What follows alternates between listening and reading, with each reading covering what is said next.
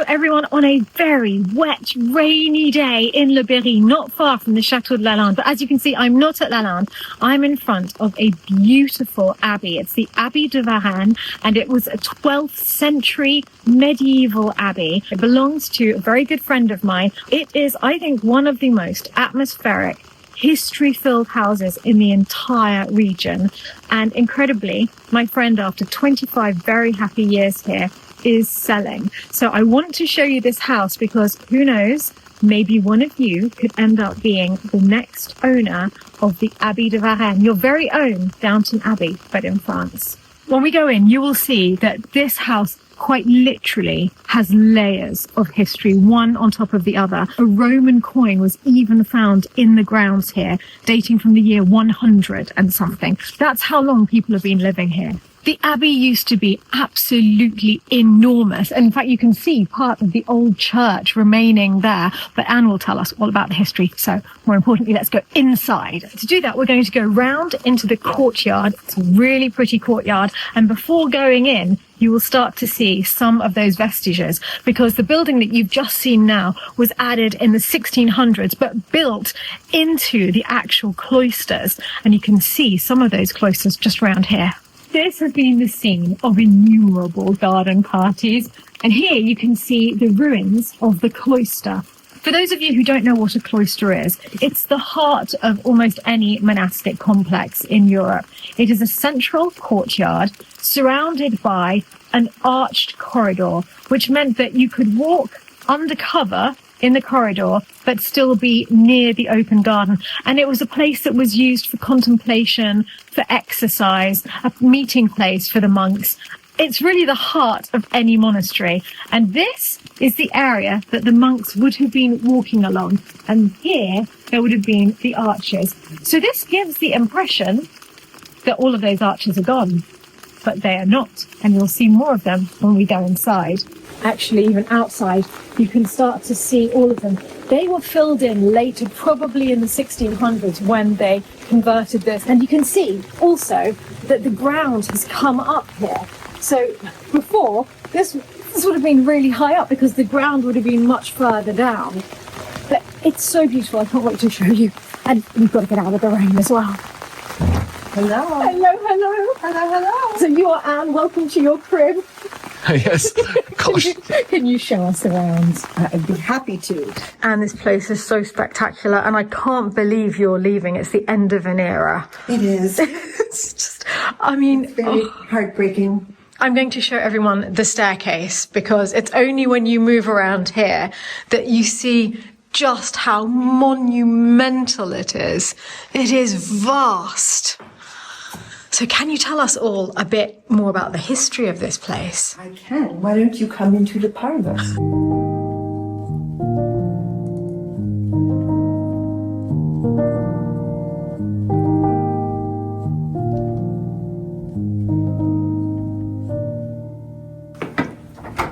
Oh, you've got the fire going. Oh, that is very good news today.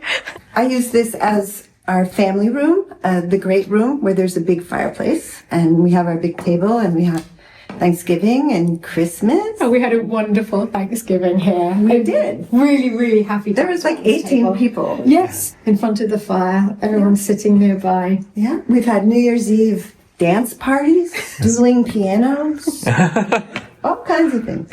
If the walls could talk, eh? This is interesting. Do you see this gray stones here? Yes. Those were windows. Wow. When the level was down low. The ceiling would have been here of the first floor. Right. The second floor would go up, and these were windows. Incredible. So everywhere you look in a corner, there's either some red paint where they had decorated. There's some still on the arches.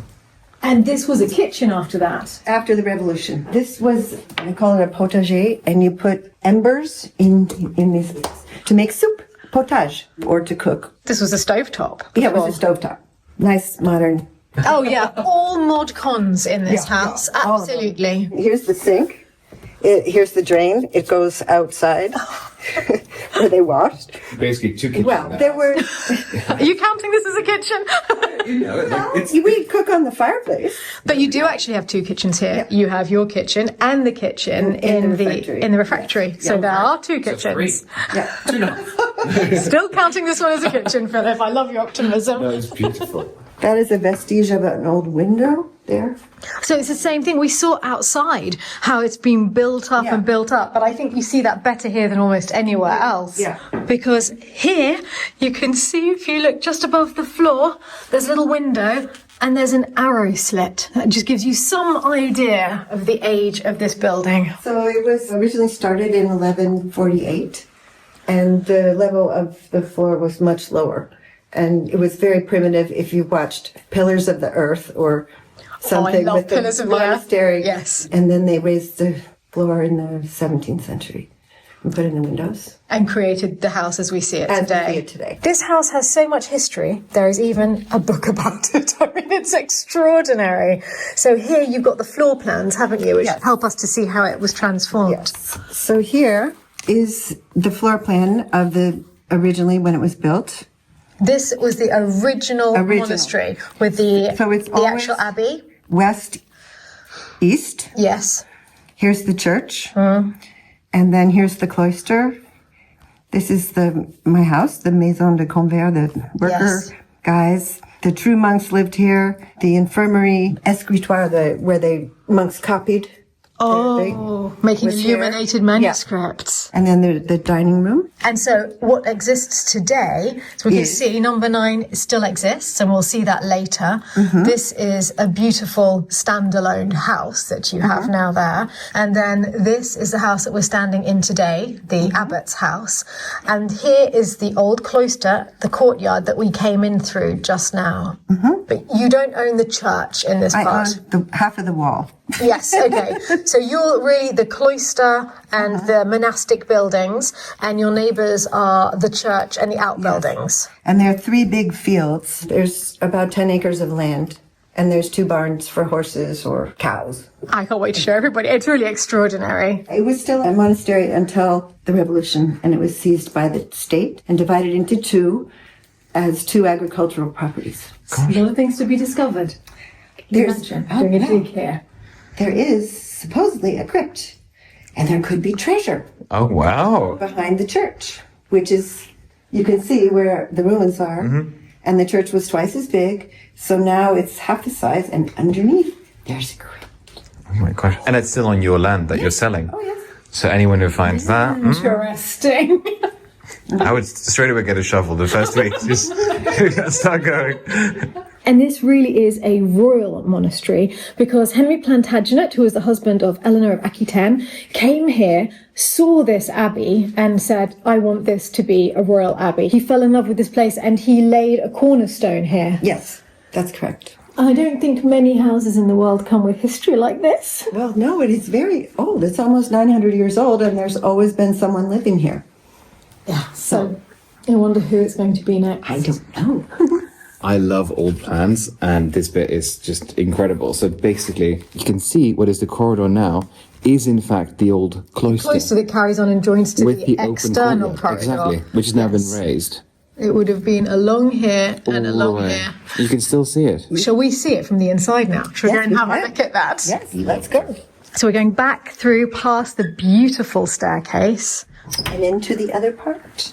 So I think this corridor is my favourite part of the entire abbey, because look at this. I told you would see more of those arches. Not only can we see the arches are incredibly well preserved in here, but you can even see the capitals, the carving.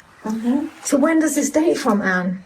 This is from 1148, or when they started building the abbey. This pillar is from at least the year 1000, because there was a Roman church on the property closer to the river, and I believe there were vestiges, and they just incorporated them. So this was an older church column. An older church column. Oh my goodness. But your heart just stops looking at this, doesn't it? I love this. It's my Yes. favorite part. It makes you want to excavate all the other ones to see if there's anything. You'd have to dig up the whole Oh, I know. You wouldn't be able to stop yourself. I can't see a blocked up window or door with this. I know. Well, you'll see a blocked up door that we took the stones out of on the way out. Okay. It's very nice. Yeah. All right, now you're going into my favorite room in the whole place. Yes, this is a beautiful, beautiful room. It's so snug and warm in here. I love the huge built-in. This cupboard, these doors, and this panel came from the sacristy of the church that is on my part of the property. They reincorporated them into the house. That's wonderful. The doors are spectacular. So beautiful. They're original from the original part of the abbey when it was built. And this looks newer to me. Yes, that looks more 1600s, 1700s. Yeah, and this room, when I got here, had cement on the walls, and the floor was some kind of tiles from the 40s with speckles. I'm sure you...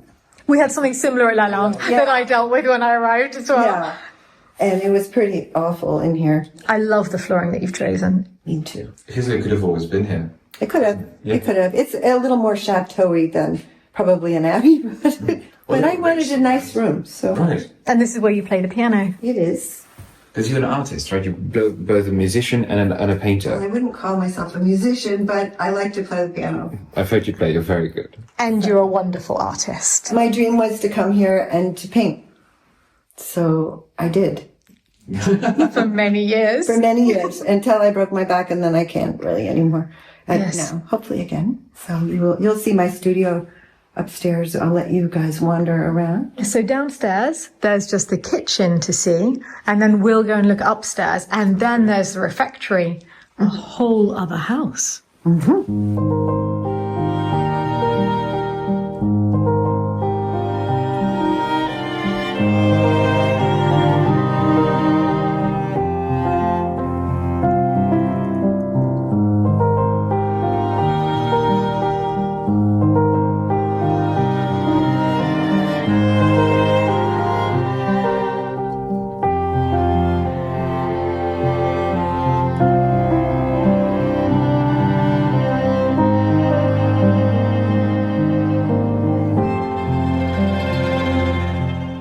Through to the kitchen where it all happens. I don't think I've ever been in this kitchen and not seen a fire. It's the heart of the household. Oh, you have a visitor. I do. Hello. And who is this? Wolverine. This will be a relative of Ruby. Ruby came from Varennes. Really? Yeah, didn't you realise? No. Ruby was a semi-wild cat, lived outside in Varennes, and as a kitten was brought to Lalande by people who were living there with me at the time. Wow. And that's how Ruby arrived. So they're family. Yes, family. Unbreakable bonds between Her mother. And Lalande, yes. It's true. That is roaring. Lovely and warm here. And it's so cold outside. You're a great cook, and this is where the magic happens. Yeah. Over here on your beautiful La Cornue stove. I know. Yeah, it's wonderful. It's a perfect French rustic kitchen. I love it. Well, it's got a lot going on. I have everything at my fingertips. Though. Yeah, so you can do everything from there. And is this where you spend most of your time? Yes. I live in the kitchen. It's the nicest room. What I love is that it feels like it could be any time in true. history. You know? Yeah, 19th century, 18th Yeah. century, 17th century. Exactly. You can't place it. Absolutely love it. Oh, I wanted to tell you that we have a bread oven here that is big enough to put 6 monks in lying down. It's enormous. Have you And- tried? Yes. Oh, yes. Oh my gosh. Well, I haven't tried to put monks in. No. We it takes a couple days to get warm, and then once it's warm, it's just keeping a piece of wood. Not even as much as the fire. Just keep it going. And so it's still working. Still works. Amazing. Yeah. The story of how you came to be here is so romantic. Can you tell everyone? Yes. Okay, we'll try to make it quick. When I was 23, I picked up this book in English in America and read it, The Life of George Sand by André Maurois, and said, this book is too familiar to me. There's something in the land, in her description of the land. I have to go there. I went with a friend who spoke French. I didn't speak French. And she and I came to the area. We went to George Sand's house, then around. And one of the places near here is Sarzay, the Chateau of Sarzay. So I went up in the tower, and it's an amazing place. It's spectacular. It's spectacular. And it was before the owners who have it now bought it, so it was very abandoned. Ivy all over everything, but you could visit it. I have my original ticket from that visit upstairs. Yeah. So I went up in the tower and looked out the window at the scenery and said, someday I'm going to live here.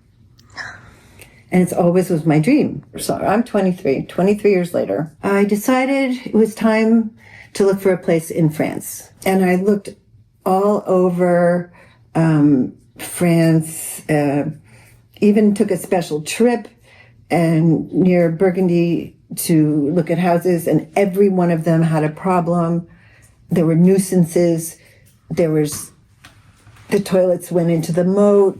I mean, there was highways. Oh, yes, roads. That's such a problem finding a place in France.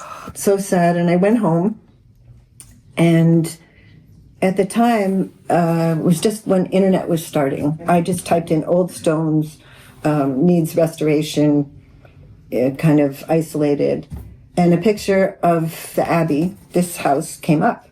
And I went, oh, that's beautiful. Where is that? When I faxed her, she sent me a brochure of something in the mail, and it arrived in the mail, and I still have it from her agency.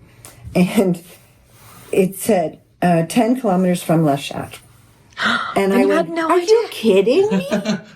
I'm getting goosebumps even now. I mean, this is where I go. This is my place, you know. So anyway, I came. I kind of didn't have enough money at the time, so I got a friend of mine from Vermont, an old friend, to help with buying it. We bought it, and I met the neighbor who owns the house next door. And it turns out that his uncle is André Maurois. The man who brought you to this region in the first place. Exactly. But the story gets even more goosebumpy after this. Yes. I came here, and then my daughter, Tess, came. She lived here with me. Eventually, she met the family who owns the Chateau of Sarzay. And the youngest son, she took a fancy to. And he took a big fancy to her. And he took a fancy to her. But she was very young, and he was older. And then he went off to Paris to work, and she went to America. And so now like 20 some years have gone by since we bought it. And all of a sudden, Tess got a phone call from the young man from Sarzay. That she hadn't seen in years. She hadn't seen him in years. Well, the end of the story is they were married at Sarzay last year in front of the beautiful chateau. And it was, for both of them, the love of their life. So I'm 23, then 23 years later, I'm 46. And 23 years later, I'm 69. And it's the year 2023, and that's when they were married. Oh, it does. It gives me goosebumps. Yeah, and they are so happy. Yeah. And that chateau that you fell in love with when you first came here, drawn by the novel written by this man, you ended up in the house next door to this man, and your daughter ended up married to the son of the chateau. So listen to your intuitions. Yes. And, dream it. Oh, keep dreaming. It's the most important thing in life. Keep dreaming it. And you can do it. If you believe it, it will be. That is what was written over my desk in Vermont. And I kept looking at it. I believe it. And you did it. And it was very brave for you to step away from your life in Vermont and to come here, because you came here on your own in the end. I did. I came very here. brave. Didn't speak French. Gosh. And we had chambre d'hôtes. So it was very nice having people to come and have something to do. And I wanted to be a painter, and I was. And I had, And now you're dreaming of your next adventure. I'm ready for a next adventure, but the house right now is too big for me, and I can't do the work outside anymore. As you said, you've broken your back. Yeah. So you're getting better, which is great, but it's too much for one person. I think the house, in my 25 years, it's been filled with people and life and music and art and everything, writers and poets. And I think that it's time for someone else to take over my reins. And time for a new adventure and a new dream for you. For me, but also the Abbey wants, it needs someone to love it. Lots of people, a family. New life. New life. It needs a new life. I decided to plant 100 rose bushes. Of course you did. And most of them are ancient roses. So they bloom early spring and late fall occasionally. There's some climbing roses and there's all kinds of roses. They're mostly old-fashioned. And when they're all out together, it is a mass. It's beautiful. It is glorious. It is absolutely beautiful in May and June. It's just phenomenal. And so these are still from your garden, even at this time of year? Yeah. Just a few left. A few left. So why don't you go upstairs and explore? There are 3 bedrooms on this side of the house and 1 very dated old bathroom. And on the other side of the house with the big room, there were 2 chambre d'hôte rooms with each one has its own bathroom. Oh, lovely. Shower. We are going to go and have a look. And I'll show the downstairs loo on the way because I love that downstairs loo. There's an amazing document you mentioned. I think it's in the downstairs loo. It is. Right. Behind the man you'll see a man with I'll look for the man in the loo. the charcoal. Behind him is a framed document about the Abbey. Right, past the cloister, we're going to go up the small staircase. There are 2 staircases to get upstairs here. Because in the late 1900s, this house was lived in by 2 brothers, and they divided the house in half. And that's why there's still the vestiges of the kitchen downstairs in the first room that we saw, as well as the proper kitchen that we've just been in. Oh, you're peeking ahead of me. But it would be possible to actually break through and carry on. The corridor is on the other side here. Yes. So you could go through. You could either turn this into some... Yes, that's it. Make a little landing there. Or you could even, if you wanted to, take this entire staircase out. Because it's not very old. The other one's much older. Yes. And then you have the entire corridor linking... Exactly, going all the way through. But let's start with the first bedroom. And again, it is like time travel, isn't it? I love the bedding. There's no sense of what century we're in. Have you seen the World War? Oh, you must love that. Very nice. There's beautiful art everywhere in this house. And huge windows. I'll open it all back up, all the I know you would. the windows, because as Anne was saying, as was 2 different families living in the house, was just split down the center. The other, one brother lived in that side, one brother lived in this side. This one was more affluent than that one, and that one bricked up a lot of the windows. There's still a couple bricked up, she said, and 1 door, I think, because it was a window tax. And you had to pay per window, so just brick them up to not worry about it. The first thing I would do is open that back up. Okay, let's go and see the next room. Everywhere there's these vignettes as well, which are wonderful. And now, another gorgeous bedroom. Oh, I love the bed. Yes, it's beautiful. It's very like the one from Bonne Maman at Lalande. Yeah. And a gorgeous wardrobe. And again, more art.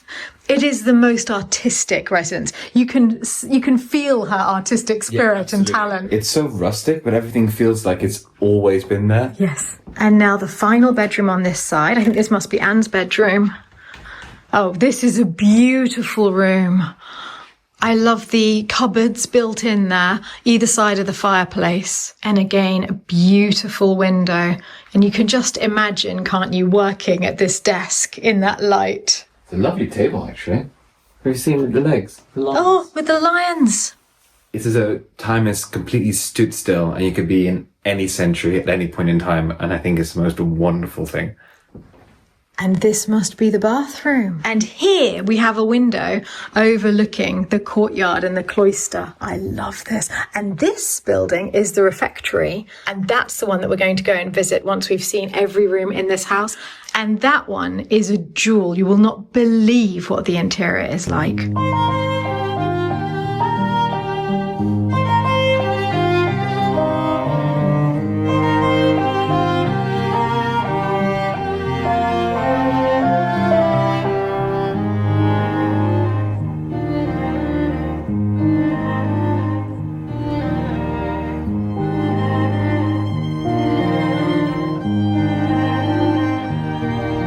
Now we're going to go and see the other side Of this wall.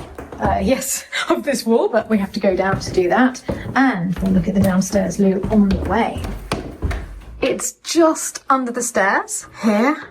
And what I wanted to show you is that you can even see the arches of the cloister in here.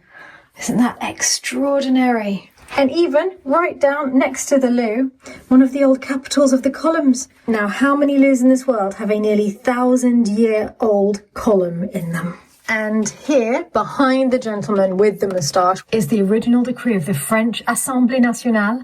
It's dated the 25th of December, 1790. And it was this document that specified the transfer of all of the church properties on the Revolution and the ways in which they would be used. Now we're going up the huge staircase with its beautiful stone stairs at the bottom. This happens a lot in France. You have the first few steps being stone, and then it changes to a wooden staircase. And you can just feel the age of these beams. Look how beautiful.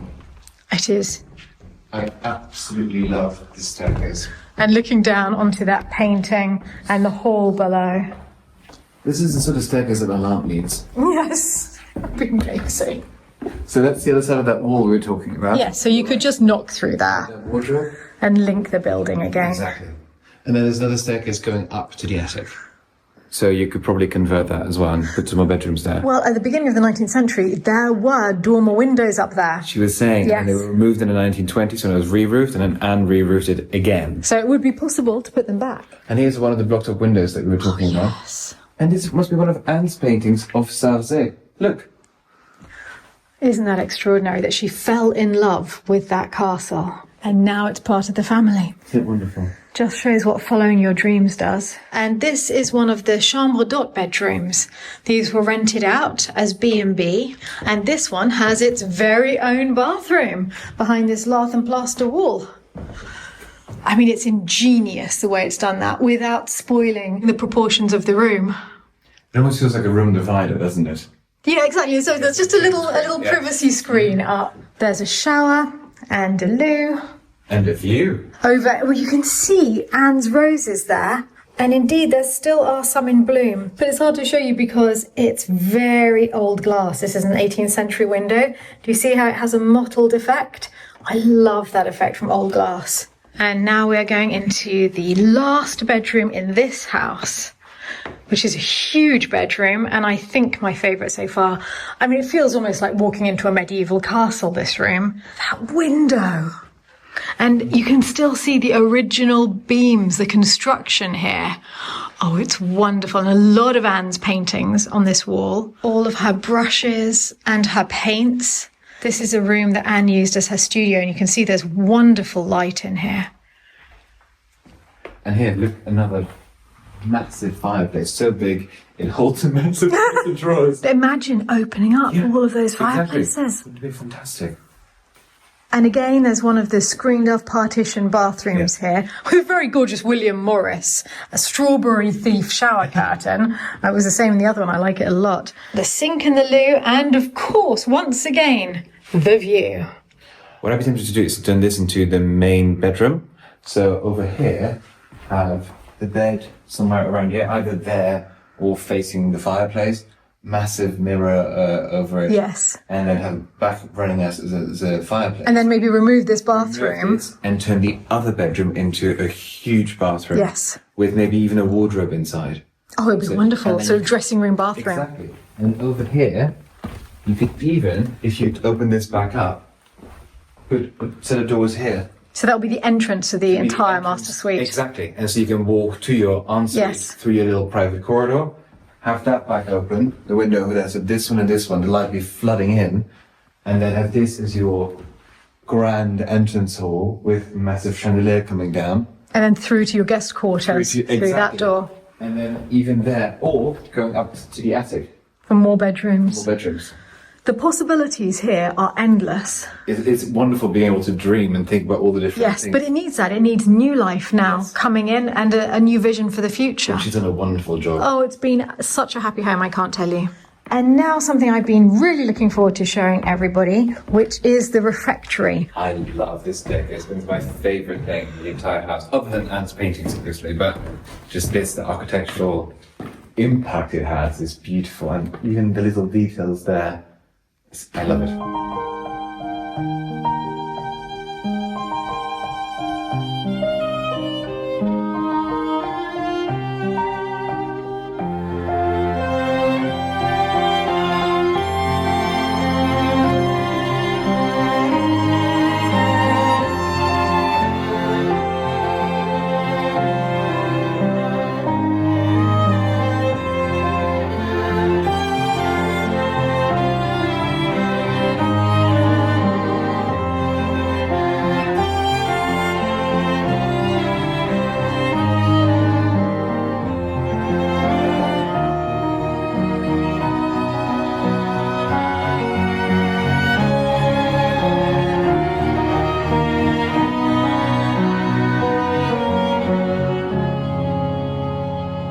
Now we are going to go and see the refectory.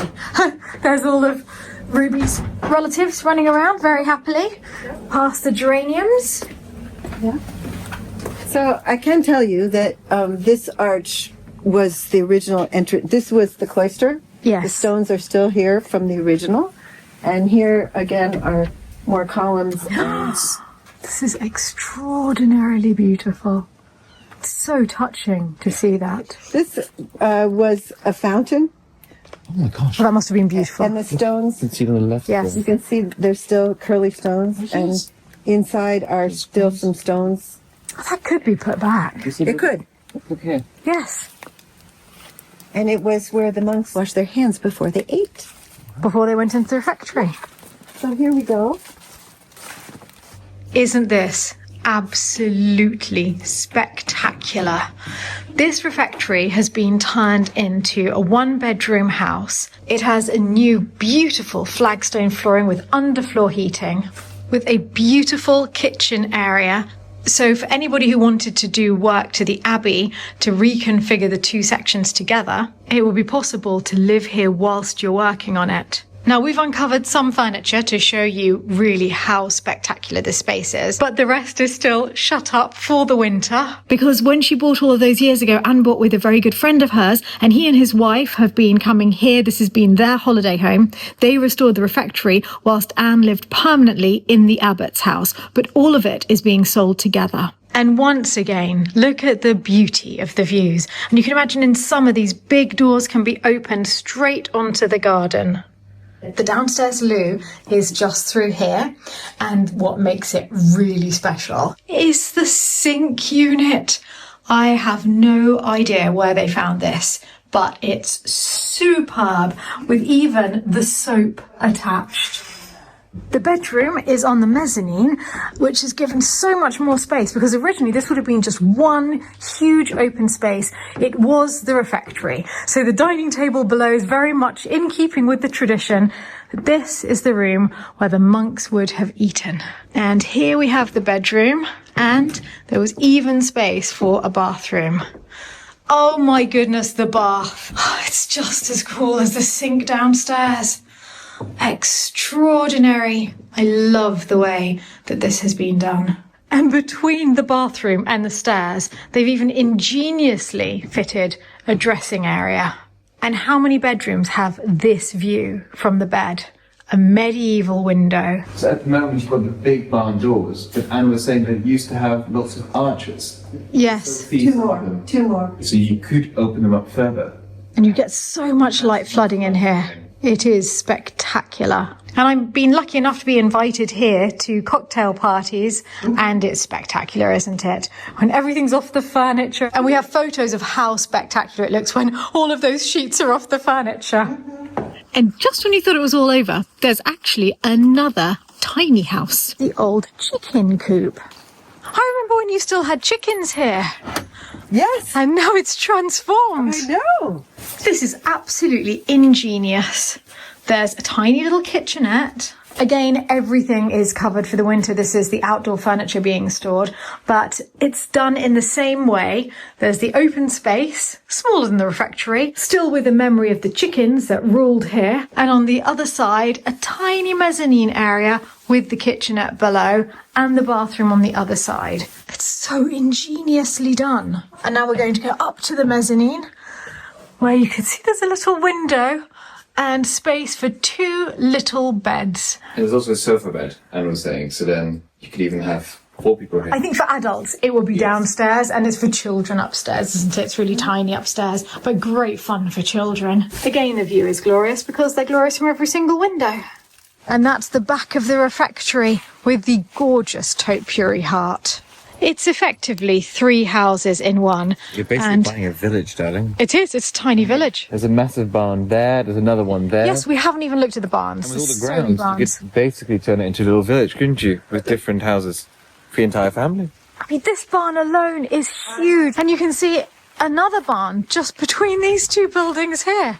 The possibilities really are endless for somebody with vision and love for the place. We are going to go out through the magic door, so called because it has only just been discovered. So like the discovery of so many things at Lalande, here there will be continually new discoveries. Isn't it beautiful? It was Tess's husband who actually unbricked this, revealing a door that led into the original church. Because strangely, that open area of barn was in fact part of the original church. The church collapsed partially and only the central nave was saved. So one side of the church is now part of Anne's property, and now that door is used once again.